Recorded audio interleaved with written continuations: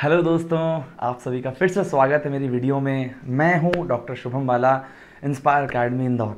दोस्तों आज बहुत ही स्पेशल दिन है। आज हमें बहुत बहुत ही इम्पोर्टेंट चैप्टर जो है पढ़ना है।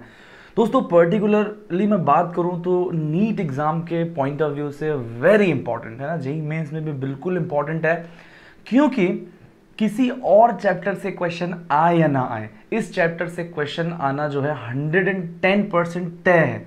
दोस्तों बहुत बड़ा चैप्टर नहीं है ना, छोटा सा चैप्टर है। यदि आप अच्छे से एक बार इसको पढ़ लो तो एक नहीं दो दो क्वेश्चन का वेटेज कवर करता है। आप सोचो 8 मार्क्स है ना, आप इसमें 2 घंटे इन्वेस्ट करो और 8 मार्क्स कंफर्म हो जाते हैं नीट में। तो इम्पोर्टेंस जो है इस चैप्टर का कितना ज़्यादा है इस बात से समझ में आ जाता है। चलिए हम बात ना ज़्यादा करते हुए डायरेक्टली हम अपने टॉपिक पर आते हैं, दैट इज़ वेव ऑप्टिक्स, है ना। दोस्तों चीज़ क्या है ये वेव ऑप्टिक्स? वेव पे अपन आते हैं। ज़रा पहले यार ये ऑप्टिक्स बताओ क्या चीज़ है। दोस्तों अपन ने पढ़ चुका है यार, ऑप्टिक्स चैप्टर अपन पढ़ते हैं, और स्पेशली मैं बात करूँ तो रे ऑप्टिक्स, है ना। तो पढ़ते क्या है हम इस ऑप्टिक्स चैप्टर में? हम दोस्तों ऑप्टिक्स चैप्टर में जो है हम पढ़ते हैं study of phenomena related to light. समझ में आई बात? ऑप्टिक्स, हाँ, study of phenomena related to light. दोस्तों जैसे जैसे फॉर एग्जांपल हम मिरर देखते हैं, उसमें रिफ्लेक्शन होता है, पानी में रिफ्रैक्शन होता है। दोस्तों ये सारे टर्म से आप बिल्कुल वाकिफ हैं, हाँ, आपने 10th क्लास में भी पढ़ रखा है, और जो ड्रॉपर है वो तो खैर पढ़ ही चुके हैं पूरा, है ना, ऑप्टिक्स वाले चैप्टर में। सो ये जो छोटी छोटी फिनोमिना है इनको हम स्टडी करते हैं ऑप्टिक्स के अंदर। क्लियर है? तो ऑप्टिक्स के 2 पार्ट्स में अपन जो है उसको डिवाइड करके पढ़ सकते हैं। नंबर 1 जो है हम इसको पढ़ सकते हैं दोस्तों रे ऑप्टिक्स में, है ना, और दूसरा जो है दोस्तों दैट इज वेव ऑप्टिक्स, है ना। कुछ फिनोमिना ऐसी होती है, जैसे मैं अभी आपको एग्जांपल दे रहा था, जैसे रिफ्लेक्शन, है ना, फिर होता है रिफ्रैक्शन। क्लियर है? फिर उसके बाद रिफ्लेक्शन है, रिफ्रैक्शन है, फिर उसके बाद आपने स्कैटरिंग। समझ में आई बात? ये वो फिनोमेना है जिनको स्टडी करने के लिए हम लाइट को एक रे मानते हैं। रे मतलब क्या होता है? रे मतलब तीर होता है। समझ में आई बात? रे मतलब क्या होता है दोस्तों? नथिंग बट अ सिंपल एक इस टाइप से तीर। समझ में आई बात? तो हम लाइट की कुछ फिनोमिना को स्टडी करने के लिए जब हम लाइट को एक रे मानने लग जाते हैं, जब लाइट को एक रे मानने लग जाते हैं, तो उस कंडीशन में जो भी हम पढ़ते हैं दैट इज रे ऑप्टिक्स, है ना। तो रे ऑप्टिक्स के अकॉर्डिंग लाइट जो है वो एक ऐसी चीज है, एक एनर्जी का ऐसा फॉर्म है जो बिल्कुल एक रे की तरह एक पर्टिकुलर डायरेक्शन में बिल्कुल स्ट्रेट मोशन करता है, जिसको दोस्तों रेक्टिलिनियर मोशन ऑफ लाइट कहते हैं। क्या कहते हैं दोस्तों? Rectilinear motion of light. समझ में आई बात? सो बेसिकली हम पूरा जो वेव ऑप्टिक्स पढ़ रहे हैं, जो हम रे ऑप्टिक्स पढ़ रहे हैं, उसमें थोड़ा स्पेस क्रिएट करते हैं दोस्तों। देखिए इन सब का भी काम आएगा। हाँ जी, चलिए। मैंने आपको कहा कि रे ऑप्टिक्स में हम लाइट को एक रे मान के, मतलब जिसमें एक लाइट जो है एक रेक्टिलिनियर प्रोपगेशन कर रही है, कि लाइन के अलॉन्ग प्रोपगेट कर रही है, उसको मान के स्टडी करते हैं। ठीक है? लेकिन कुछ ऐसे फिनोमिना हैं जिनको हम लाइट को रे मान के स्टडी नहीं कर सकते। मैं आपको फिनोमिना का नाम सिर्फ लिख देता हूं अभी, और बस पूरा चैप्टर दोस्तों उसी के बारे में है ना। तो भाई वो कौन से फिनोमिना हैं? वो फिनोमिना होते हैं इंटरफेरेंस, डिफ्रैक्शन, पोलराइजेशन। ये वो फिनोमिना हैं जिनको स्टडी करने के लिए हम लाइट को एक रे मान के नहीं चल सकते। हमें लाइट को क्या मानना पड़ेगा? हमें लाइट को मानना पड़ेगा एक वेव। दोस्तों क्या मानना पड़ेगा? एक वेव। और हमें पहली दफा लाइट जो है, लाइट को वेव मान के हमें ऑप्टिक्स की कुछ चीज़ों की स्टडी करने के बारे में जो कॉन्सेप्ट दिया था, वो कॉन्सेप्ट दिया था भाई साहब, और भाई साहब का नाम है ह्यूगेंस, है ना। तो हम इसको कंप्लीटली बोलते हैं ह्यूगेंस वेव थ्योरी। क्या बोलते हैं दोस्तों? ह्यूगेंस वेव थ्योरी। इन्होंने हमें क्या बताया? इन्होंने बताया भाई साहब कि ये जो फिनोमिना है ना, ये जो फिनोमिना है, इन फिनोमिना की स्टडी करने के लिए आपको लाइट को एक वेव मानना पड़ेगा। इसका मतलब ये हुआ बेसिकली कि लाइट दोनों नेचर से जो है दोनों बिहेवियर शो करता है ना, एक स्ट्रेट लाइन जैसा भी बिहेवियर शो करता है और दूसरा एक वेव जैसा बिहेवियर भी शो करता है। समझ में आई बात? और हमें ये बात कैसे पता चली कि भाई लाइट का वेव नेचर भी होता है, वो हमें इन सारे फिनोमिना की वजह से पता चला। दोस्तों हमें इन फिनोमिना को जो है डिटेल में पढ़ना है। देखिए रिफ्लेक्शन, रिफ्रैक्शन, स्कैटरिंग, ये सब जो है आप रे ऑप्टिक्स में डिटेल में पढ़ चुके होंगे या फिर आप पढ़ोगे उसको, है ना। फिलहाल हमें इंटरफेरेंस, डिफ्रैक्शन और पोलराइजेशन, ये फिनोमिना पढ़ना है जिनसे हमें पता चलता है या जिनको पढ़ने के लिए हमें लाइट को एक वेव मानना पड़ता है। समझ में आई बात? और लाइट की इस वेव को बताने वाली जो थ्योरी है दैट इज ह्यूगेन्स वेव थ्योरी, हमें उसके बारे में इस चैप्टर में पढ़ना है। समझ में आती है बात, है ना? उसके बारे में हमें उस चैप्टर में पढ़ना है। दोस्तों ये जो मैंने आपको इंटरफेरेंस, डिफ्रैक्शन, पोलराइजेशन, इनका बेसिक इंट्रोडक्शन मैं आपको दे दूंगा अभी, है ना। लेकिन अभी जस्ट जरा समझते हैं कि ह्यूगेन भाई साहब ने हमको वेव के बारे में क्या बताया था, है ना। ये जानना हमारे लिए काफी जरूरी है। तो आ जाओ बड़ा फटाफट अपन यार ये ह्यूगेन का कॉन्सेप्ट समझते हैं कि ह्यूगेन भाई साहब चाहते क्या थे। इधर आ जाओ। देखो तो हम यहां पर पढ़ रहे हैं, क्या पढ़ रहे हैं दोस्तों? ह्यूगेन्स वेव थ्योरी। तो ह्यूगेन भाई साहब ने क्या कहा पता है? ह्यूगेन भाई साहब ने हमें कॉन्सेप्ट दिया वेव फ्रंट का। दोस्तों क्या कॉन्सेप्ट दिया? वेव फ्रंट का, है ना। ये कॉन्सेप्ट दिया। आ जाओ जरा समझते हैं क्या है वेव फ्रंट। ये देखिए दोस्तों, क्या आपको ये इमेज दिखाई दे रहा है ना। देखिए इस इमेज में क्या हो रहा है कि पानी पे अपन ने कुछ कंकड़ वंकड़ फेंका मान लो, है ना। पानी पे अपन ने, देख रहा है ये पूरा आपकी स्क्रीन पर ये दिखना चाहिए। देखिए ये पानी पे अपन ने कंकड़ फेंका, तो बताइए क्या इस कंकड़ के डिस्टर्बेंस की वजह से एक वेव जनरेट हुआ जो कि ऐसे ऐसे ऐसे ऐसे और इस टाइप से प्रोपगेट कर रही है? क्या समझ में आता है कि नहीं आता है? ये बेसिकली जो है ये कंकड़ जो है एक सोर्स ऑफ एक वेव हो गया जो अपन ने पानी पे क्रिएट किया। अब देखिए क्या हो रहा है कि वेव जो है चारों तरफ, है ना, अपन ऐसा, अच्छा मान लो कि आप टैप टैप टैप टैप कर रहे हो, एक ही बात है, कंकड़ गिराया या आप टैप टैप टैप टैप कर रहे हो, बेसिकली आप एक वेव का सोर्स क्रिएट कर रहे हो, है ना। तो वेव क्या हो रहा है, चारों तरफ जो है ऐसे ऐसे ऐसे लहरें जो है चारों तरफ ट्रैवल कर रही है। लेकिन देखने वाली बात ये है, आप एक बार चारों तरफ नजर डाल के देखो, जैसे ये एक पॉइंट हो गया पूरा, ये पूरा पॉइंट हो गया, है ना। देखिए बताओ ये एक पॉइंट कैसा है जिसमें पानी ऐसा है, मतलब यू कैन से एक वेव यदि ट्रेवल कर रही है तो ये जितने पॉइंट्स इस लाल कलर वाले उसमें आते हैं, है ना, मतलब जितना भी ये लाल कलर वाला जो मैंने यहाँ पर एक वो ड्रॉ किया है, इन सारे पॉइंट्स पर जो वेव है उसका एक ही पोजीशन है। समझ में आई बात? एक ही फेज है, बेसिकली एक ही फेज है ना। अब ये फेज शब्द क्या है दोस्तों, इसके लिए थोड़ा सा वेव पढ़ना पड़ेगा यार, है ना। तो फिलहाल मैं डिटेल में वेव में नहीं जा सकता अभी, जस्ट हमें यहाँ वेव थ्योरी में जितनी पार्ट्स आते हैं उनको हमें डिस्कस करना है।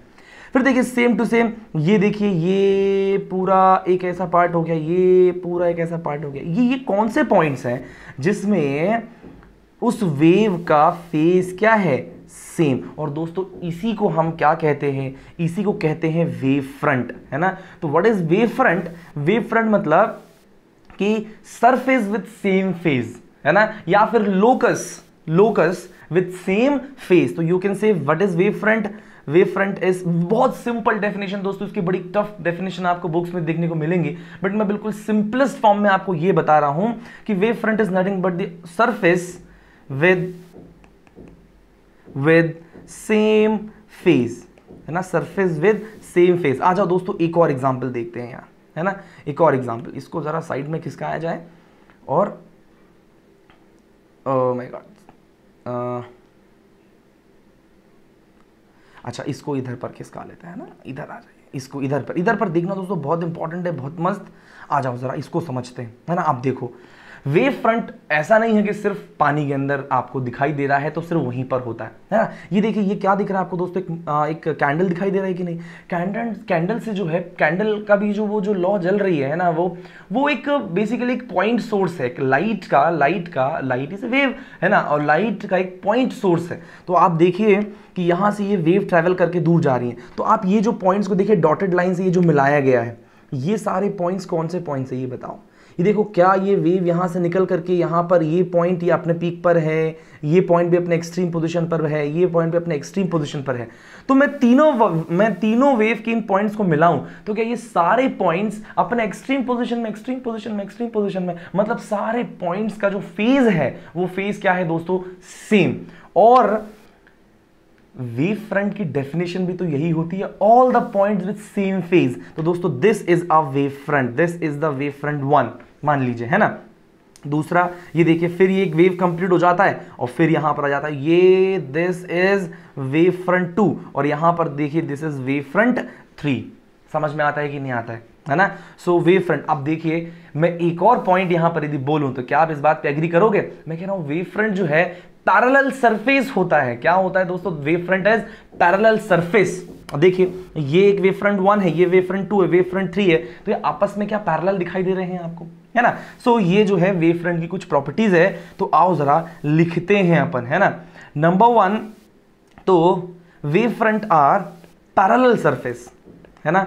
These wave fronts are parallel surfaces, clear है। अच्छा, फिर उसके बाद एक और आप बात देखो दोस्तों कि वेव जो है हमेशा, आप देख रहे हो यहां पर इस चीज को इमेजिन करना, वेव फ्रंट हमेशा जो है वेव फ्रंट के परपेंडिकुलर ट्रैवल कर रहा है। यहां भी देखिए परपेंडिकुलर, यहां पर भी परपेंडिकुलर, यहां देखो आप, यहां देखो ये परपेंडिकुलर, ये परपेंडिकुलर, ये परपेंडिकुलर, यहां से परपेंडिकुलर, मतलब wave travels perpendicular to the wave front. समझ में आई बात। तो यहां पर एक और पॉइंट जो इंपॉर्टेंट यहां पर आप लिख लीजिए कि wave travels perpendicular to wave front, wave front, clear है। वेव फ्रंट जो वेव जो है वो वेव फ्रंट के परपेंडिकुलर ट्रैवल करता है, क्लियर है। एक और पॉइंट बहुत इंपॉर्टेंट दोस्तों, है ना, एक और पॉइंट, जैसे मान लीजिए कि यहां पर एक कुछ सोर्स है और यहां से ऐसा वेव फ्रंट जनरेट हो रहा है, क्लियर है। तो अब देखो यहां पर और यहां पर कुछ ऑब्स्टेकल आया कि नहीं आया, तो दिस प्राइमरी, इसको यदि मैं प्राइमरी वेव फ्रंट बोलूं तो ये क्या कर सकते हैं, they can give rise to secondary wave front, है ना। और इस वाले पॉइंट से भी यहां पर एक सेकेंडरी वेव फ्रंट, है ना। So these are primary wave front और these are secondary wave front. समझ में आई बात। तो भाई wave front can give rise to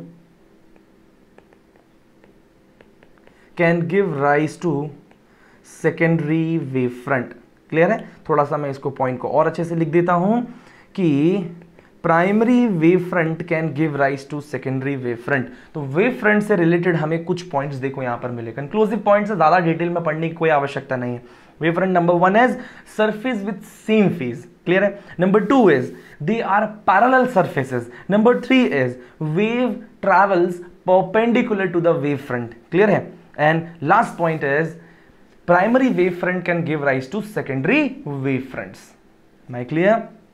चलिए, तो यहां पर हम बस ये ह्यूगन की वेव थ्योरी थोड़ी सी पढ़ रहे थे, इसके बाद जस्ट हमें वेव ऑप्टिक्स में ये जो फिनोमेना है इनकी डिटेल में स्टडी करनी है, क्लियर है। चलो, अच्छा एक और पॉइंट दोस्तों यहां पर काफी इंपॉर्टेंट है, इसको मैं जरा साइड पर रखता हूं क्योंकि अभी इसकी आवश्यकता नहीं है, क्लियर है। आ जाओ जरा, यहां पर एक इंपॉर्टेंट पॉइंट दोस्तों और मैं आपको समझाना चाहता हूं, हाँ, जिस पर बेस्ड क्वेश्चंस जो हैं आ सकता है ना। आ जाओ जरा समझना, शेप ऑफ वेव फ्रंट को लेकर के, है ना। यहां पर आना जरा समझना, शेप ऑफ वेव फ्रंट। मान लीजिए कि जो सोर्स ऑफ वेव है ना, वो अलग अलग है। नंबर 1 मैं यहां पर सोर्स ऑफ वेव के तौर पर लेता हूं एक पॉइंट सोर्स। क्या लेता हूं दोस्तों, एक पॉइंट सोर्स, है ना। पॉइंट सोर्स फॉर एग्जांपल जैसे अभी मोमबत्ती वाला एग्जांपल लिया था, समझ में आई बात, है ना। जैसे एक मोमबत्ती वाला एग्जांपल लिया था, या कोई भी मान लीजिए छोटा सा एलईडी हो या कोई छोटा सूर्य बल्ब है, वो ऐसे यूनिवर्स में कहीं तो भी ऐसा मैंने जला के रख दिया है, समझ में आई बात। तो चारों तरफ जो है वो लाइट एमिट करेगा कि नहीं करेगा, चारों तरफ अपने लाइट एमिट करेगा, क्लियर है। तो जो वो बल्ब है that will look like a point source, clear है, that will look like a point source, okay.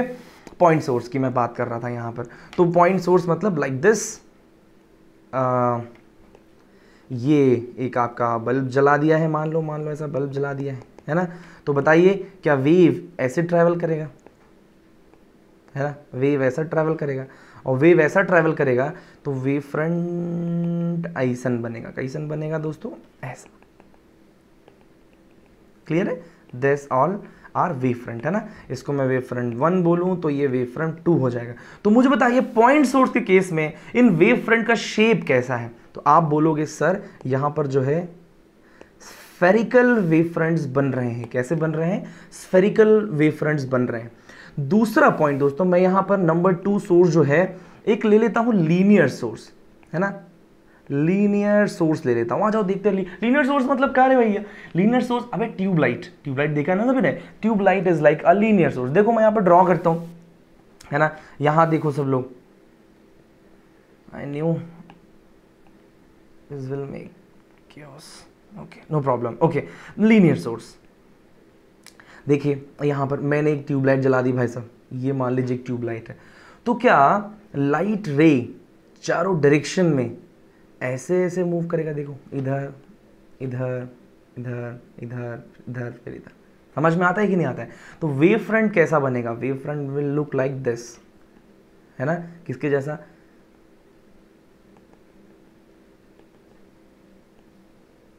है ना। Wave front will look like this. मतलब ये क्या दिख रहा है आपको? This is cylinder. समझ में आई बात? This is cylinder.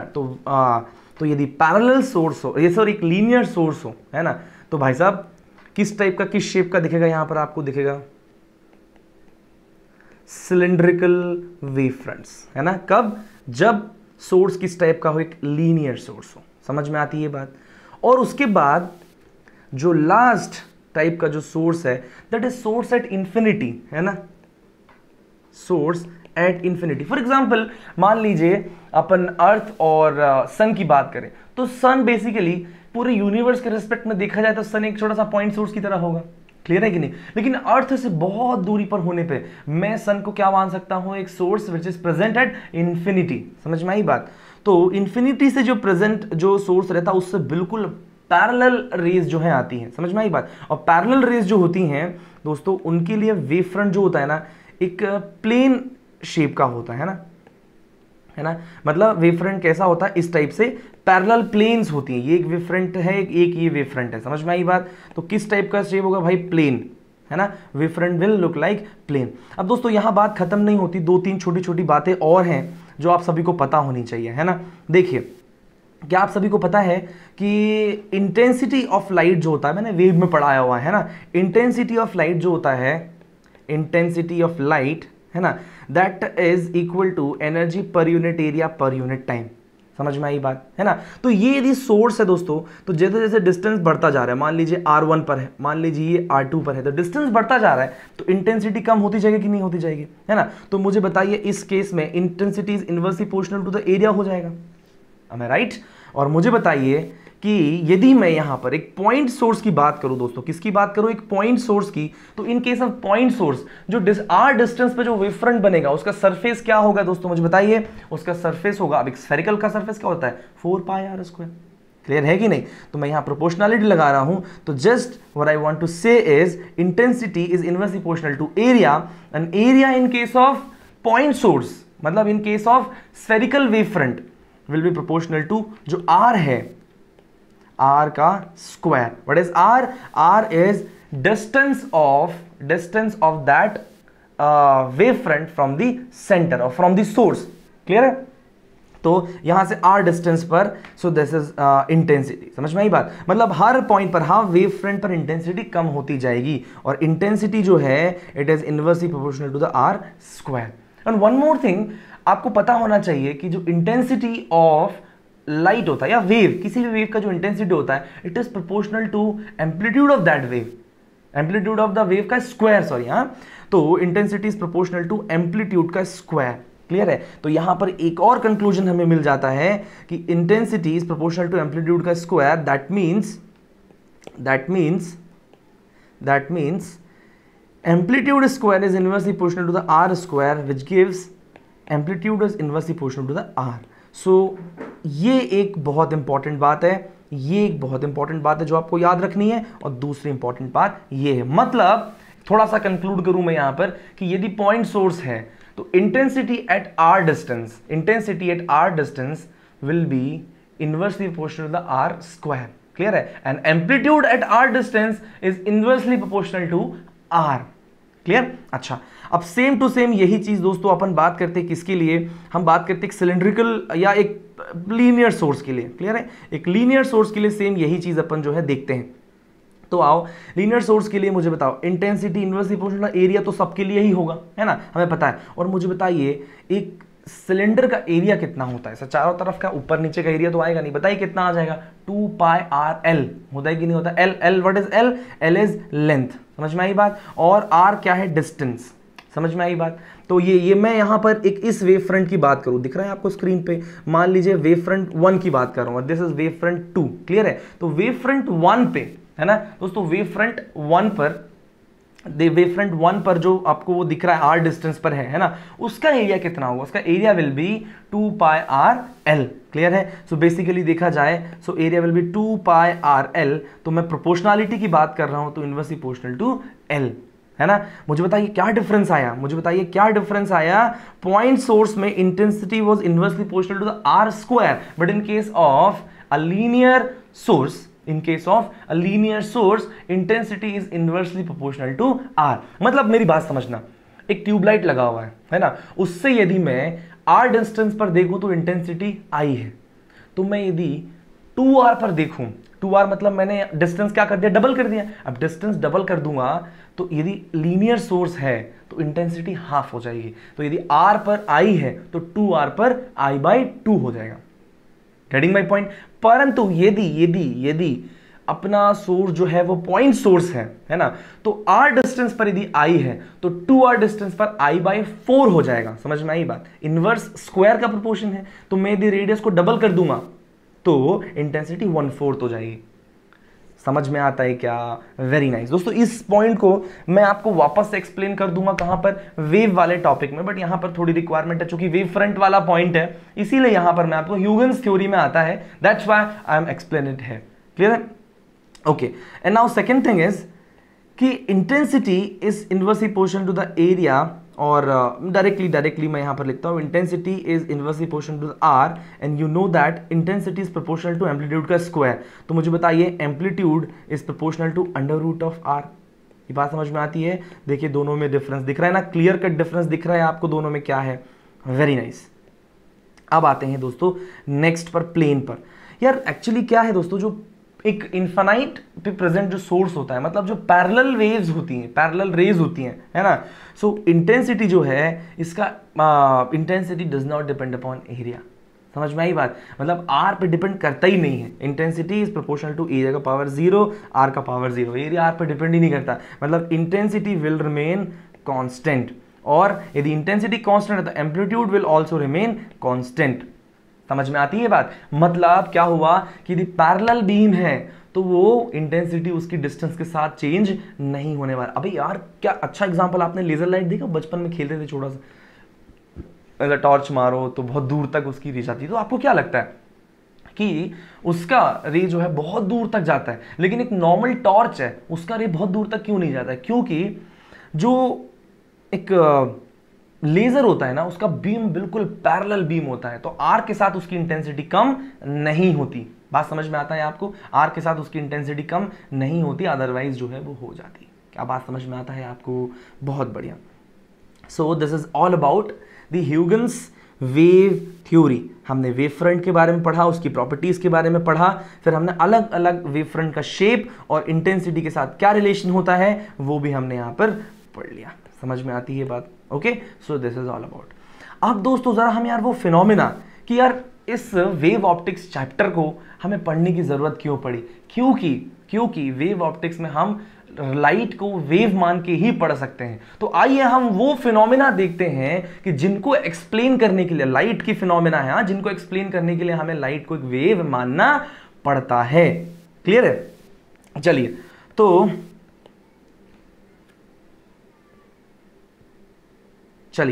तो सबसे पहले मैं आपको यहां पर नंबर 1 जो फिनोमिना की मैं बात करने जा रहा हूं, number 1 phenomena that will be, phenomena जो है नंबर 1 इज इंटरफेरेंस। क्लियर है? Number 1 is interference. Okay, number 2 is diffraction. And number 3 is polarization, है ना।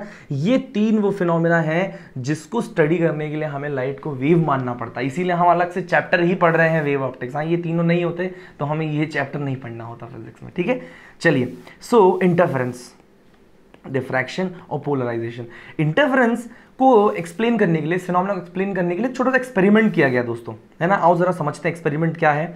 डिटेल में पढ़ूंगा दोस्तों, जस्ट यहाँ पर इंट्रोडक्शन दे रहा हूँ, है ना। एक ऐसा कुछ कार्डबोर्ड लिया गया, उसमें 2 स्लिट्स बनाई गई, क्लियर है, और सामने एक स्क्रीन लगाया गया, और यहां से क्या किया गया दोस्तों, यहां से लाइट को प्रोजेक्ट किया गया, ऐसे पैरेलल बीम ऑफ रे को जो है प्रोजेक्ट किया गया। मुझे बताओ क्या होना चाहिए, होना क्या चाहिए यदि लाइट को मैं बिल्कुल एक रे मानूं, है ना, और लाइट के रेक्टिलिनियर प्रोपगेशन को सही मानूं, तो मेरे हिसाब से क्या होना चाहिए कि भाई कुछ रेस को डायरेक्ट सीधे यहां जाके होना चाहिए, तो यहां पर ब्राइटनेस होना चाहिए, और बाकी पूरे जगह क्या होना चाहिए, डार्कनेस होना चाहिए, क्योंकि लाइट तो भाई स्ट्रेट लाइन में मूव करता है according to the rectilinear propagation of light.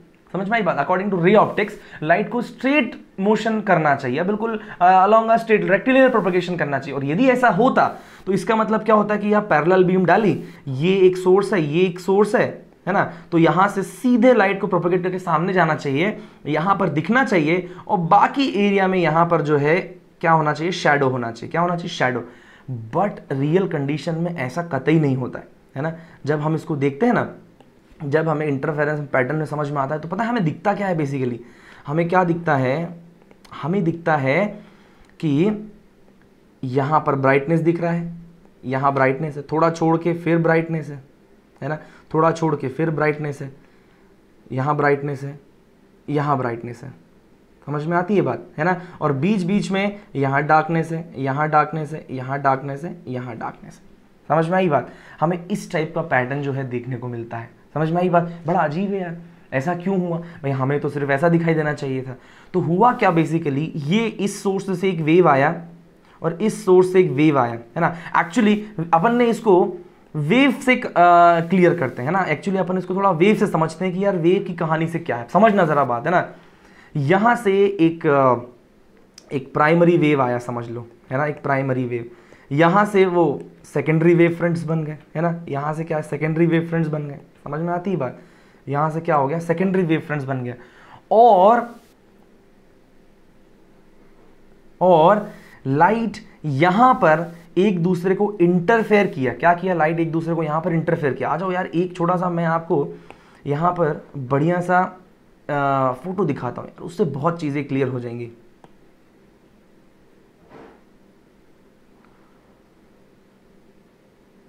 Look,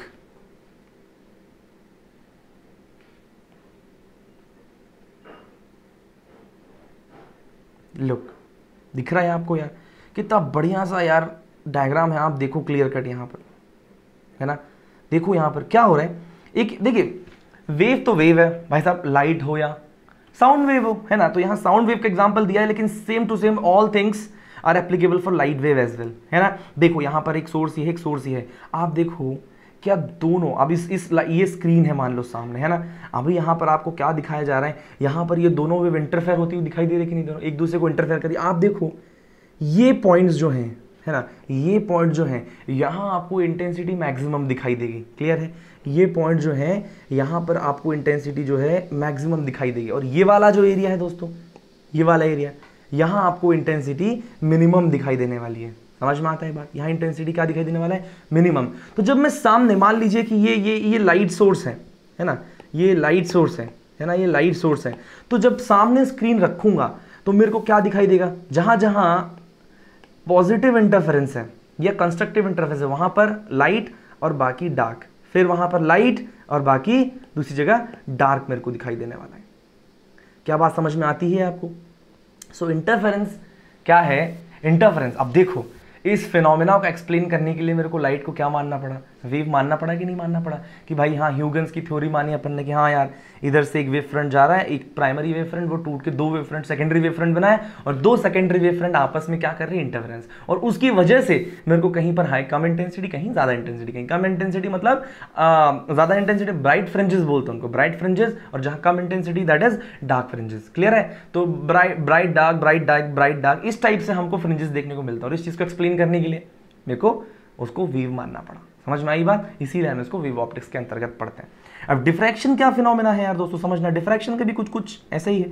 वहां पर एक सिंगल स्लिट वाला एक्सपेरिमेंट चलता है ना, फ्रॉनहोफर सिंगल स्लिट एक्सपेरिमेंट चलता है। अब इनके हिसाब से देखना है कि एक सिंगल स्लिट है बस, है ना, एक सिंगल सा स्पेस है, मान लो उसको सोर्स 1 मान लो, यहां से एक लाइट जा रहा है, तो मान लो रेक्टिलिनियर प्रोपगेशन है, तो सामने यहां पर ब्राइट होना चाहिए और बाकी पूरा यहां पर डार्क होना चाहिए, है ना। बट ऐसा नहीं हुआ। हमने जब एक्सपेरिमेंट करके देखा तो हमें क्या पता चला पता है? हमें साइंटिस्ट, मतलब मैंने तो नहीं किया, साइंटिस्ट लोग को पता चला ऑब्वियसली, है ना। तो वहां क्या पता चला दोस्तों कि जब यहां से लाइट एक प्राइमरी वेव फ्रंट आया तो यहां से एक सेकेंडरी वेव फ्रंट बन गया, इस एंड से एक सेकेंडरी वेव फ्रंट बन गया, और वापस इंटरफेरेंस जैसा ही लाइट जो है आपस में इंटरैक्ट करी, और जो है सामने हमें पैटर्न कैसा देखने को मिला पता है? सामने का पैटर्न बताता हूं मैं आपको, वो बहुत इंटरेस्टिंग है। सामने वाला जो पैटर्न है बिल्कुल बीचों बीच यहां पर, है ना, बिल्कुल बीचों बीच यहां बिल्कुल मैक्सिमम इंटेंसिटी देखने को मिला, और फिर इंटेंसिटी एकदम से घट गया, यहाँ साइड में इंटेंसिटी एकदम से घट गया। क्लियर है? और यहां पर देखो डार्क, अपन को यहां पर डार्कनेस दिखाई दी। समझ में आई बात? यहां डार्कनेस दिखाई दी, और फिर धीरे धीरे इंटेंसिटी देखो और कम होता गया, और कम होता गया, और ऐसा, एंड इंटेंसिटी लगभग खत्म, और कम होता गया, और कम हो गया, और इंटेंसिटी लगभग खत्म। तो हमें इस टाइप का पैटर्न देखने को मिलता है ना। मतलब अपन को यहां पर एक बड़ा सा ब्राइट फ्रिंज देखने को मिला, फिर जैसे डार्क फ्रिंजेस देखने को मिले दोनों साइड, है ना, और फिर लाइट फ्रिंजेस, ब्राइट फ्रिंजेस देखने को मिले। बट इस केस में क्या हुआ कि अपने को ब्राइट फ्रिंजेस, जो सेंट्रल ब्राइट फ्रिंज था उससे थोड़ा सा कम देखने को मिला, है ना। तो ये थोड़ी सी एक अलग से फिनोमेना है डिफ्रैक्शन, बट है लगभग वैसी ही। मैं आपको बताऊंगा कि इसमें क्या डिफरेंस है। क्लियर है? सो दैट इज डिफ्रैक्शन, है ना। तो मुझे बताओ कि यार हुआ क्या, बेसिकली हुआ क्या? लाइट यहां पर बेंड हुई होगी यार, है ना। मतलब यदि रेक्टिलिनियर प्रोपगेशन होता तो सिर्फ सामने ब्राइट होता और बाकी सब डार्क होता, बट ऐसा नहीं हुआ। मतलब लाइट यहां पर बेंड हो गई। लाइट क्या हो गई दोस्तों? बेंड हो गई। तो ये जो लाइट के बेंड होने की फिनोमेना है, इसको हम क्या बोलते हैं दोस्तों? डिफ्रैक्शन। समझ में आई बात? लाइट के बेंड होने की फिनोमेना को डिफ्रैक्शन। और लाइट बेंड क्यों हुई? क्या हम ये रेक्टिलिनियर प्रोपगेशन ऑफ लाइट से एक्सप्लेन कर सकते हैं? बिल्कुल नहीं यार। मेरे को लाइट को क्या मानना पड़ा? लाइट को वेव मानना पड़ा। और ह्यूगन्स की जो वेवफ्रंट वाला कॉन्सेप्ट है, उस कॉन्सेप्ट को यहां पर लगा के इसको डील करना पड़ा। समझ में आती ही बात? ओके, डिटेल में डिस्कशन करेंगे, अभी थोड़ा सा उसको छोड़ते हैं। अब आते हैं दोस्तों पोलराइजेशन। अब पोलराइजेशन एक ऐसे फिनोमेना है, हमें बहुत बाद में पता चला कि लाइट जो है वो ईएम वेव होता है बेसिकली, उसमें इलेक्ट्रिक फील्ड भी होता है, मैग्नेटिक फील्ड भी होता है। क्लियर है? लेकिन एक नॉर्मल लाइट की मैं बात करूं तो वो कैसा होगा कि ऐसे ट्रेवल करता है किसी एक पर्टिकुलर डायरेक्शन में। देखना जरा दोस्तों प्लीज, हाँ, एक पर्टिकुलर डायरेक्शन में जो है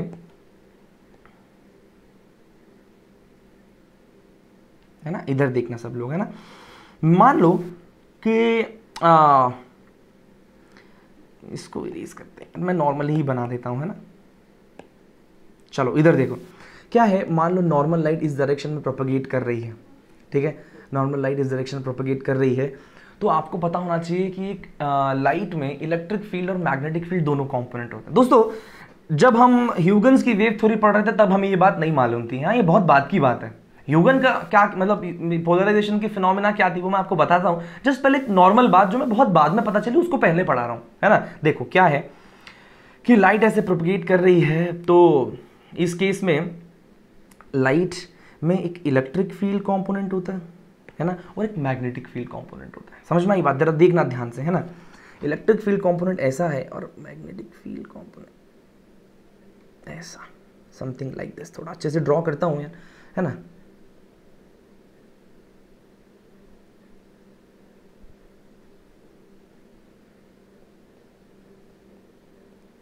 दिख रहा है क्या आपको सभी को, है ना। आप ध्यान से देखो, ये देखिए दिख रहा है कि नहीं।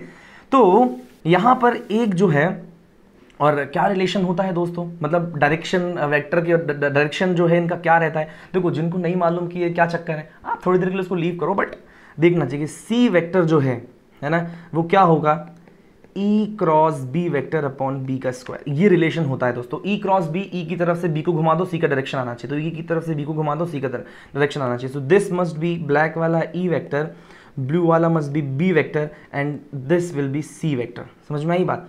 इलेक्ट्रिक फील्ड, मैग्नेटिक फील्ड और जो स्पीड ऑफ लाइट है वो तीनों आपस में परपेंडिकुलर होते हैं बाय दिस रिलेशन, है ना। लेकिन मैं नॉर्मल वेव की बात करूं तो जब नॉर्मल वेव दोस्तों प्रोपेगेट करता है ना, तो होता क्या है कि ऑल एक्सिस में इलेक्ट्रिक फील्ड जो है वो करता है ना, और हर एक्सिस में जो उसके परपेंडिकुलर हर एक्सिस में मैग्नेटिक फील्ड भी होता है। तो नॉर्मल जब एक लाइट वेव प्रोपेगेट करता है ना, तो वो ऐसा दिखता है कि उसके सारे एक्सिस में लाइट प्रेजेंट हो। लेकिन मान लो मैं यहां रास्ते में कोई ऑब्स्टेकल रख दूं, है ना, जिसको क्रॉस करके लाइट ट्रेवल नहीं कर सकता, और उसमें एक पर्टिकुलर छोटा सा स्लिट हो सिर्फ, और वो पर्टिकुलर किसी एक एक्सिस में हो, है ना। मान लो कि ये ब्लैक कलर का मैंने यहां पर कुछ ऑब्स्टेकल रख दिया जिसमें सिर्फ एक रेड कलर का स्लिट है, और स्लिट सिर्फ एक ही एक्सिस के अलॉन्ग है। तो जब लाइट इसमें से पास होके बाहर निकलेगा तो क्या होगा कि लाइट का सिर्फ एक ही एक्सिस वाला कंपोनेंट बचेगा, बाकी दूसरे एक्सिस वाला कंपोनेंट पूरा का पूरा चली जाएगा। समझ में आई बात। तो इस चीज को अपन प्रैक्टिकली कैसे ऑब्जर्व कर सकते हैं, कर सकते हैं कि पहले इंटेंसिटी मान लो आई नॉट थी, तो जब अपने अपन को इसमें से पास कर दो, उसको इस डिवाइस को बोलते हैं पोलराइजर बोलते हैं ना। तो जब हमने पोलराइजर में से पास कर दिया तो इंटेंसिटी हो गई दोस्तों आई नॉट बाई 2। क्या ये बात समझ में आती है? क्या हो गई दोस्तों, आई नॉट बाय 2। क्लियर है? तो आप बताओ क्या हुआ कि ऐसा होना चाहिए था क्या, यदि लाइट सिर्फ स्ट्रेट लाइन मोशन करती, मतलब रेक्टिलिनियर प्रोपगेशन होता लाइट का, तो भाई यदि मैं स्लिट रख दूं, कुछ भी रख दूं, लाइट डायरेक्ट इसमें से पूरा का पूरा पास होकर इंटेंसिटी से कुछ फर्क पड़ना ही नहीं था।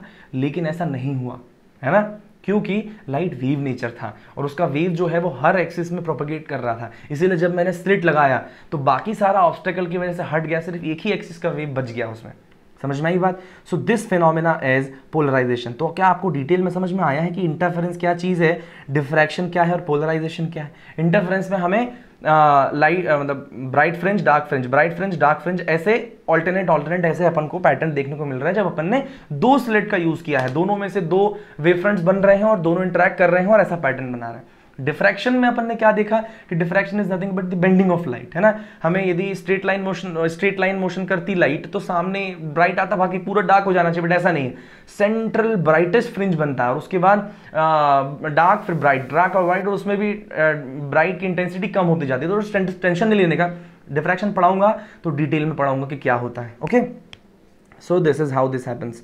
ओके, अपन ने क्या देख लिया, इंटरफेरेंस, डिफ्रैक्शन और पोलराइजेशन। और पोलराइजेशन अपन अभी जस्ट पढ़ चुके। ओके, तो दोस्तों सबसे पहले अपन इसमें से कोई चीज उठा रहे, देखिए ये देखिए एग्जांपल और मैंने यहाँ पर रखा हुआ था, इस फोटो को भी आप इसको देख लीजिए, है ना।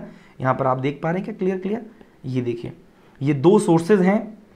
देखिए यहाँ पर ये दो सोर्सेज मैंने यहाँ पर बनाए हुए हैं, है ना। ये एक सोर्स ये है, एक सोर्स ये है, और इन दोनों में से जो है यहाँ पर सामने स्क्रीन लगी हुई है और स्क्रीन पे ये लाइट का हमें क्लियर कट एग्जांपल आपको देखने को मिल रहा है ना। यहाँ पर देखिए ये बिल्कुल ब्राइट फ्रिंज बन गया, ये फिर यहाँ पर एक डार्क फ्रिंज बना और यहाँ पर फिर एक ब्राइट फ्रिंज बना, और ऐसा ही चलता रहेगा, डार्क ब्राइट और ऐसा, है ना। और ऐसा क्यों होता है मैं डिटेल में एक्सप्लेन करूंगा। ओके, चलिए, सो आ जाते हैं फटाफट अपन सबसे पहले इंपॉर्टेंट फिनोमेना पे, और इस फिनोमेना का नाम क्या है, इंटरफेरेंस, है ना। इंटरफेरेंस मतलब नाच ही समझ में आ रहा है कि दो वेव एक दूसरे को इंटरफेयर कर रही है। क्या कर रही है, दो वेव एक दूसरे को इंटरफेयर कर रही है, कुछ करने का है ही नहीं, है ना। दो वेव एक दूसरे को इंटरफेयर कर रही है। इंटरफेरेंस का एक एग्जांपल और मैं आपको देना चाहता हूं। मैंने आप वेव में डिटेल में इंटरफेरेंस पढ़ाया है, तो इसीलिए मैं वो एग्जाम्पल यहाँ डिस्कस नहीं करता। आई एम सो सॉरी, आपको वेव पढ़ना पड़ेगा एक बार। ओके, चलिए कोई बात नहीं। सो दो वेव जब इंटरफेयर करती है तब क्या होता है, एक ये वेव आ रही है मान लो और एक वेव यहाँ पर आ रही है और इस पी पॉइंट पर मान लो इंटरफेयर कर रही है, तो इस पी पॉइंट का क्या होने वाला है ना, ये क्वेश्चन है। तो इस क्वेश्चन को रिजॉल्व करता है वेव चैप्टर में हम पढ़ते हैं, जिसको बोलते हैं प्रिंसिपल ऑफ सुपरपोजिशन, है ना। क्या बोलते हैं दोस्तों, प्रिंसिपल ऑफ सुपरपोजिशन,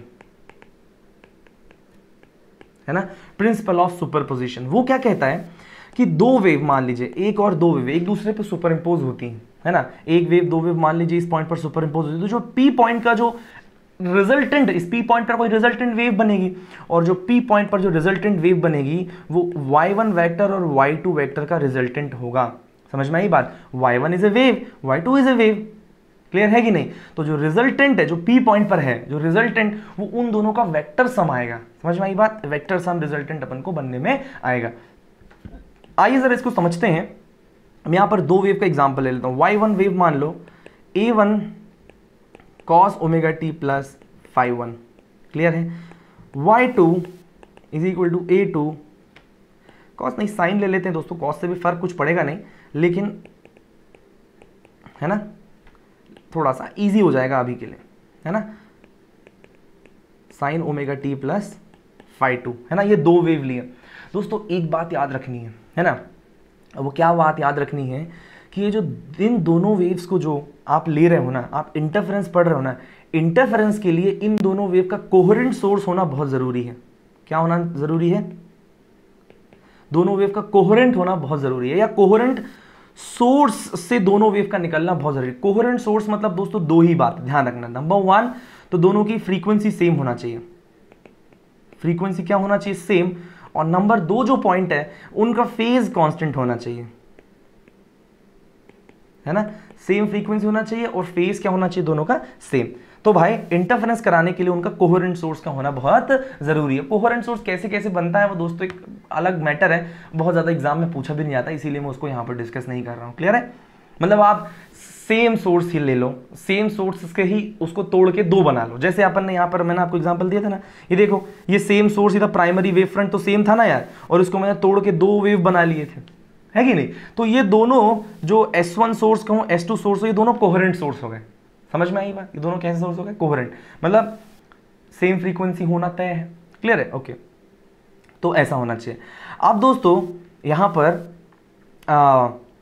इंपॉर्टेंट बात क्या है कि हमें चाहिए इस पी पॉइंट का रिजल्टेंट। क्या चाहिए दोस्तों? पी पॉइंट का रिजल्टेंट। इसकी पी पॉइंट पर जो वेव बनेगा, पी पॉइंट पर जो वाई वेव बनेगा, उसका रिजल्टेंट क्या होगा? तो सबसे पहले दोस्तों मैं यहां पर मान लेता हूं कि वाई जो है ये बन रहा है ए, रिजल्टेंट एम्पलीट्यूड और साइन ओमेगा टी प्लस इनका रिजल्टेंट फेज डिफरेंस। समझ में आई बात कि नेट फेज डिफरेंस कितना है? दोस्तों इसके लिए हमें यहाँ पर एक चीज बनाना पड़ेगा जिसको फेजर डायग्राम बोलते हैं ना।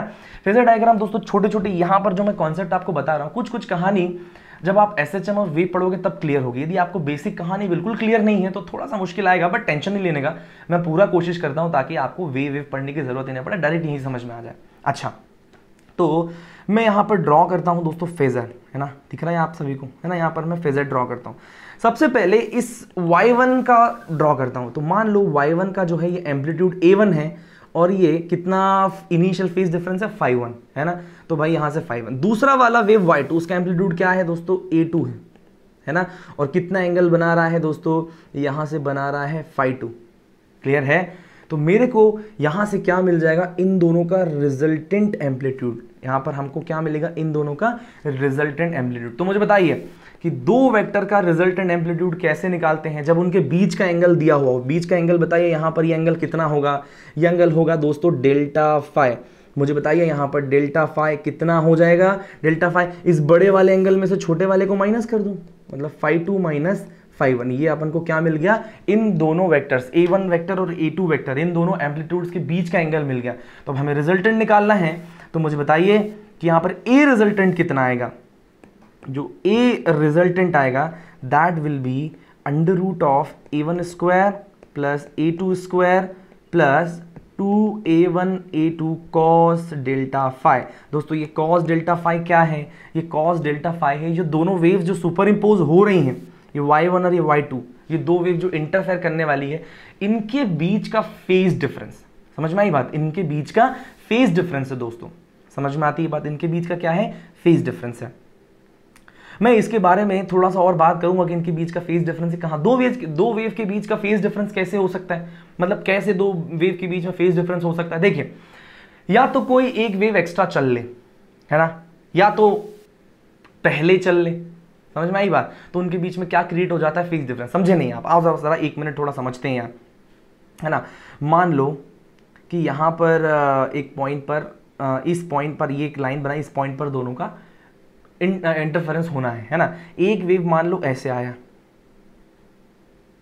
है ना, और दूसरा वेव मान लो जस्ट अभी चालू ही हुआ है ना, तो बताओ ये वेव ऑलरेडी अपना वेवलेंथ लैम्डा चल चुका है कि नहीं चल चुका है ना, और ये वेव जस्ट अभी चलना यहां से, इसके बाद ये ऐसा कंटिन्यू हो जाएगा, इसके बाद ये ऐसा कंटिन्यू हो जाएगा, और ये दोनों पॉइंट मान लो ऐसे बंधे हुए थे, तो ये जो वेव नंबर 1 है, मान लो ये y1 है, ये y2 है, तो क्या बताओ ये y1 ऑलरेडी लैम्डा चल चुका था, समझ में आई बात, मतलब y1 और y2 के बीच में कुछ path difference delta x already था, और उस पाथ डिफरेंस की वजह से इन दोनों वेव में कुछ फेज डिफरेंस जनरेट हो गया। देखो जब तक ये वेव पूरा घूम के उसी पोजीशन पर आ चुका है तो टोटल 2 पाई चल चुका है, क्लियर है, और ये वेव जस्ट अभी चलना शुरू करेगा यहां से, तो इसका एंगल तो 0 है, तो दोनों के बीच में फेज डिफरेंस, फेज मतलब बेसिकली एंगल होता है दोस्तों, यार समझ में आता है कि नहीं, तो phase difference is what, phase difference मतलब ये पूरा का पूरा फेज है दोस्तों, इसमें से इसको माइनस करोगे तो आप यही आ जाएगा यार, समझ में आता है कि नहीं आता है, आप पूरा ये सेकंड वाले में से फर्स्ट का फेज माइनस कर दोगे पूरा का पूरा,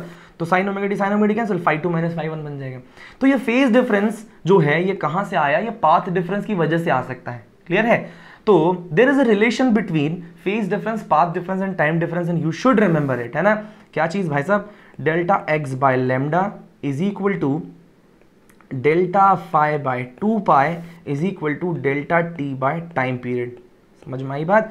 सो this is also a very nice relation between phase difference, path difference and time difference of 2 waves, clear है, और वो दो वेव्स जिनके बीच में पाथ डिफरेंस, फेज डिफरेंस और ये है, उन दोनों का जब इंटरफेरेंस हो रहा है, जब वो दोनों वेव एक दूसरे सुपर इंपोज हो रही हैं, तो उन दोनों वेव का जो रिजल्टेंट एम्पलीट्यूड आएगा, that resultant amplitude will be this under root of a1 square plus a2 square plus 2 a1 a2 cos delta phi.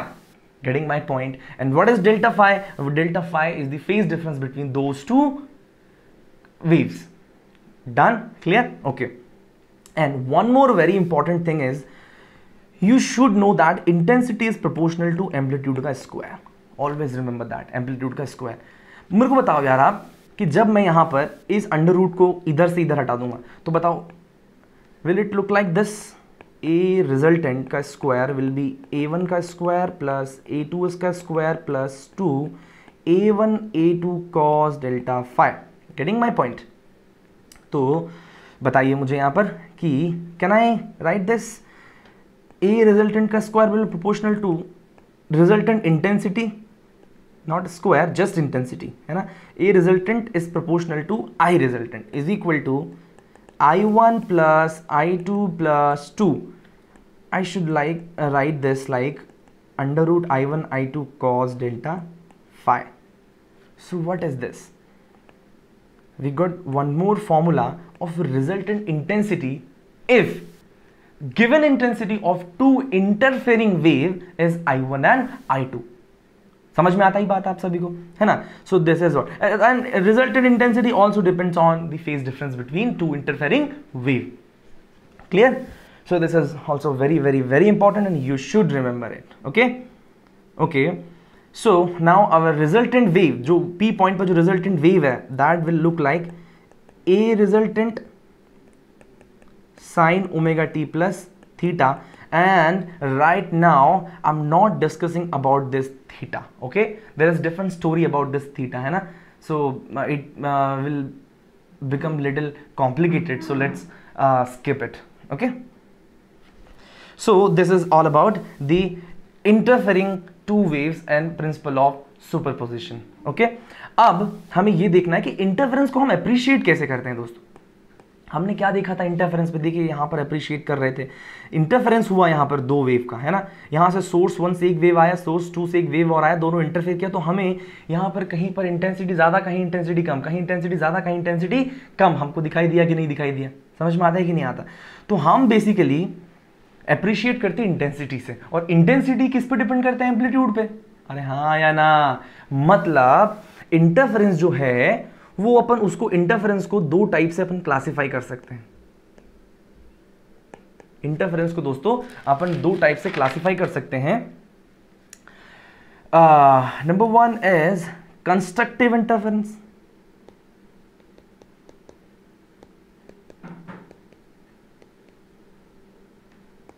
And number 2 is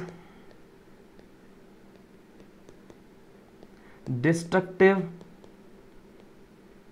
interference, okay. Very nice, अच्छे से समझना यार, बहुत इंपॉर्टेंट है यार। कंस्ट्रक्टिव इंटरफेरेंस, अबे नाम सुन के समझ में आ रहा है। कंस्ट्रक्टिव मतलब दो वेव इंटरफेयर कर रही है तो कुछ कंस्ट्रक्टिव हो रहा है, मतलब हमें इंटेंसिटी क्या सुनाई देगी, मैक्सिमम, ये दिखाई देगी। यदि लाइट वेव है तो इंटेंसिटी सुनाई देता है, और यदि मतलब साउंड वेव है तो इंटेंसिटी सुनाई देगा, और यदि लाइट वेव है तो इंटेंसिटी दिखाई देगा यार, है ना। So we can appreciate this, intensity को अपन अप्रिशिएट कर सकते हैं ना, और इंटेंसिटी अप्रिशिएट कर सकते हैं तो भाई इंटेंसिटी डिपेंड करती है एम्पलीट्यूड पे। तो कुल मिला के कंस्ट्रक्टिव इंटरफेरेंस मतलब दो वेव इंटरफेयर कर रही है, तो जो ए रिजल्टेंट आएगा कितना आएगा, लिख लो यार फटाफट, under root of a1 square plus a2 square plus 2 a1 a2 cos delta phi, है ना। आपको पता है ये डेल्टा फाई क्या चीज है। तो जब कंस्ट्रक्टिव इंटरफेरेंस हो रहा है तो हमें पता है कि जो एम्पलीट्यूड रिजल्टेंट है that should be maximum, resultant amplitude should be maximum. और मुझे बताओ आप कि इसमें यदि मेरे को ये वैल्यू, ये रिजल्टेंट मैक्सिमम चाहिए, तो अंदर में क्या ये डेल्टा फाई को ऑल्टर कर सकता हूँ या नहीं कर सकता हूँ। तो इस डेल्टा फाई को, कॉस डेल्टा फाई का वैल्यू मैक्सिमम कितना कर सकते हैं अपन, +1। यदि मुझे रिजल्टेंट का वैल्यू मैक्सिमम चाहिए तो I want this cos delta phi be maximum, clear है। और कॉस डेल्टा फाई का मैक्सिमम वैल्यू में विच इज पॉसिबल इज +1। समझ में आता है कि नहीं रे। और कॉस का ग्राफ यदि आपको याद हो, मैं आपको जस्ट यहाँ पर फॉर रिमाइंडर एक ऐसा ग्राफ बना रहा हूँ, this is the graph of cos theta का वैल्यू वर्सेस थीटा। समझ में आई बात। सो कॉस थीटा का वैल्यू का 1 हो सकता है जब थीटा 0 हो, फिर उसके बाद थीटा का वैल्यू 360 मतलब 2 पाई हो, फिर 4 पाई हो, 6 पाई हो एंड सो ऑन, क्लियर है। तो इस केस में डेल्टा फाई जो है कितना होना पड़ेगा, डेल्टा फाई में भी 0, 2 पाई, 4 पाई, और मैं क्या कहूँ 2n pi, where n is equal to 0 और 1 और 2 और 3 एंड सो ऑन। समझ में आई बात। मतलब दो वेव यदि उनके बीच में कंस्ट्रक्टिव इंटरफेरेंस हो रहा है तो ये बात श्योर है कि उनका एम्पलीट्यूड मैक्सिमम आएगा, और एम्पलीट्यूड मैक्सिमम होने के लिए उनके बीच का जो फेज डिफरेंस है दोस्तों, फेज डिफरेंस कितना होना पड़ेगा, 0, 2 पाई, 4 पाई एंड सो ऑन। समझ में आती है बात। तो उसके बाद यदि हमें डेल्टा फाई मिल गया तो क्या डेल्टा एक्स भी निकाल सकते हैं, रिलेशन रे delta x by lambda is equal to delta phi by 2 pi, उस रिलेशन से आप निकालोगे। अरे 2 पाई मतलब एक वेव पूरा घूम गया है और पूरा वेव आ गया है का क्या मतलब लैम्डा पाथ लेंथ ट्रेवल कर चुका है। समझ में आई बात। एक और वेव पूरा हो गया मतलब लैम्डा प्लस लैम्डा 2 लैम्डा। अरे यार getting my point not. So delta x path difference जो है यदि कंस्ट्रक्टिव इंटरफेरेंस हो रहा है, समझ में आई बात, सो शुड बी 0 और लैम्डा और 2 लैम्डा और 3 लैम्डा और 4 लैम्डा और n lambda, where n may be 0, 1, 2 and 3। समझ में आता है कि नहीं रे, है ना। मतलब दो वेव कंस्ट्रक्टिवली इंटरफेयर करेंगी यदि उनके बीच का फेज डिफरेंस है 0, 2 पाई, 4 पाई, 6 पाई, मतलब odd even multiple of pi basically. और उनके बीच का पाथ डिफरेंस कितना हो, 0 हो, लैम्डा हो, 2 लैम्डा हो, 3 लैम्डा हो, 4 लैम्डा हो। मतलब क्या होना चाहिए, मतलब यहां पर एक इंटीग्रल मल्टीपल ऑफ लैम्डा हो बेसिकली, है ना। ओके सो यदि मान लीजिए ऐसा है, कॉस का वैल्यू अपन ने 1 रख दिया, तो बताइए ए रिजल्टेंट, या यहां पर ए मैक्स बोलूं कितना हो जाएगा, under root of a1 square plus a2 square plus 2a1 a2 हो जाएगा, है ना। उसका वैल्यू तो 1 रख दिया अपन ने, तो क्या इसका मतलब ये a1 प्लस a2 का होल स्क्वायर बोलूं, स्क्वायर से ये कट गया, तो a मैक्सिमम कितना मिला दोस्तों, हमें a मैक्सिमम मिला a1 प्लस a2, है ना। जब दो वेव सेम फेज में होता है ना, तो उनका जो रिजल्टेंट एम्पलीट्यूड आता है वो दोनों ऐड हो जाते हैं। समझ में आई बात, दोनों डायरेक्टली ऐड हो जाते हैं। और यदि ए मैक्स हमको मिल गया तो हम इंटेंसिटी पे प्रोपोर्शनलिटी लिख सकते हैं। बताइए ए मैक्स का under root of I max लिख सकता हूँ क्या, और a1 का proportional under root of i1 plus under root of i2। यहाँ से ज़रा मैं अंडर रूट यदि हटा दूँ तो मेरे को आई मैक्स क्या मिलेगा, अंडर रूट ऑफ i1 का स्क्वायर। समझ में आती है बात। एंड सेम टू सेम आ जाइए ज़रा हम यहाँ पर समझते हैं कि जब डिस्ट्रक्टिव इंटरफेरेंस आएगा तो ए रिजल्टेंट को हमें चाहिए मिनिमम, क्लियर है कि नहीं। और मिनिमम मतलब कॉस डेल्टा फाई का वैल्यू 0, जी नहीं, -1, क्लियर है। और मुझे बताओ इस ग्राफ को देख के -1 कब आएगा, पाई 180 डिग्री। समझ में आई बात, 0 डिग्री, 90 डिग्री, 180 डिग्री, फिर 180 पाई पे आया, फिर आएगा 3 पाई पे, फिर आएगा 5 पाई पे। समझ में आई बात, फिर 7 पाई पे। क्या बात समझ में आ रहा है आपको, है ना। तो यहाँ पर डेल्टा फाई का value should be pi, 3 pi, 5 pi, और you can say odd multiple of pi. समझ में आई बात? What is odd multiple of pi? मतलब मैं इसको ऑड को अपन कैसे लिख सकते हैं? ऑड को अपन लिख सकते हैं 2n+1 या तो फिर 2n-1। क्लियर है? अब फर्स्ट वैल्यू जो है 1 से स्टार्ट होती है, तो यहां पर मैं क्या लिखूंगा? 2n, फर्स्ट वैल्यू 1 से स्टार्ट हो रही, 3 से तो नहीं हो रही ना, 3 से स्टार्ट होती है फर्स्ट वैल्यू, तो 2n+1 होता है, लेकिन यहां पर है ना, so that will B 2n-1 पाई। समझ में आई बात? 2n-1 पाई। आप यहां पर n का वैल्यू रख दो 1 2 3 एंड सो ऑन। समझ में आई बात? n का वैल्यू 1 रखोगे तो 2-1 1, तो सिर्फ पाई आ जाएगा, मतलब सेव यही वाली वैल्यू। So this is odd multiple of pi. अच्छा, यदि डेल्टा फाई मिल गया तो क्या डेल्टा एक्स भी निकाल सकते हैं? अरे हाँ या ना? तो डेल्टा एक्स कितना हो जाएगा? पाई, पाई मतलब 180 डिग्री, मतलब जस्ट आधा ही घूमा है फेजर, आधा फेजर घूमा है, मतलब वेव आधा ट्रेवल हुआ है। अबे पूरा ट्रेवल होता है तो लैम्डा पाथ डिफरेंस आ जाता है, आधा ट्रेवल हुआ है मतलब लैम्डा बाय 2 का पाथ डिफरेंस आया है। समझ में आई बात? कितना पाथ डिफरेंस आया? लैम्डा बाय 2 का। So first will be lambda by, आप पाई रख के देख लो, आपने उस फॉर्मूले में लैम्डा बाय 2 ही आंसर आएगा। And second will be 3 lambda by 2 5 lambda by 2। तो फॉर एग्जाम्पल, तो फिर ये क्या आ जाएगा? 2n-1 लैम्डा बाय 2, मतलब लैम्डा बाय 2 का odd multiple, lambda by 2 3 lambda by 2 5 lambda by 2। समझ में आता है? तो भाई जब जो दो इंटरफेरिंग वेव है उनके बीच का फेज डिफरेंस, यदि उनके बीच, ध्यान से सुनना, ये बहुत इंपॉर्टेंट है, ये यहाँ थ्रू आउट द चैप्टर काम आने वाला है, उनके बीच का फेज डिफरेंस यदि पाई है, 3 पाई है, 5 पाई है, मतलब ऑड मल्टीपल ऑफ पाई है, या उनके बीच का पाथ डिफरेंस जो है वो लैम्डा बाई 2 है, 3 लैम्डा बाई 2 है, 5 लैम्डा बाई 2 और odd multiple of lambda by 2 है, तो वो दोनों डिस्ट्रक्टिवली इंटरफेयर करेंगे और जो ए रिजल्टेंट आएगा दोस्तों, आप निकाल के देखना, ए जो रिजल्टेंट आएगा वो मिनिमम आएगा और A1 माइनस A2 आ जाएगा। समझ में आई बात? क्या आ जाएगा दोस्तों? A1 माइनस A2 आ जाएगा। क्या बात समझ में आता है आपको? सो यदि मैं इससे I मिनिमम का वैल्यू देखूं, है ना, I मिनिमम का वैल्यू देखूं तो मेरे को √I1 माइनस √I2 का स्क्वायर मिल जाना चाहिए। कई बार दोस्तों इस पे बेस्ड क्वेश्चन पूछा जाता है, A max upon A min, है ना, is equal to A1 plus A2। A max will be A1 plus A2 और A min is A1 minus A2। Clear है? तो दूसरा यहां पर चीज पूछा जाता है, I max intensity max upon I min, है ना, यहाँ पर क्या आ जाएगा? √I1 plus √I2 upon √I1 minus √I2 का स्क्वायर, है ना। So all of this very important. Clear है? तो आपको ये बात दोस्तों याद होनी चाहिए, है ना, आपको दोस्तों ये वाली बात जो है अच्छे से याद होना चाहिए कि कब कंस्ट्रक्टिव इंटरफेरेंस होगा और कब डिस्ट्रक्टिव इंटरफेरेंस होगा। क्लियर है? चलिए, तो दोस्तों अब इस चीज को सही से प्रूव करने के लिए, है ना, हम यहां पर जो है नेक्स्ट टॉपिक पढ़ेंगे, दैट इज, अब इसको एलिसिट करने के लिए, इस फिनोमेना को देखने के लिए यंग्स नाम करके एक साइंटिस्ट ने जो है एक्सपेरिमेंट किया था।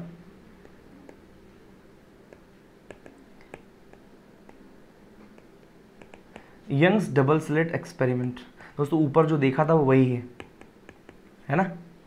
चलिए, सो जस्ट वेट, हम इसे नेक्स्ट वीडियो में कंटिन्यू करते हैं ना। यंग्स डबल स्लिट एक्सपेरिमेंट कुछ भी नहीं, वो जो ऊपर बता चुका हूं उसी को दोबारा से एक्सप्लेन करना है। ओके।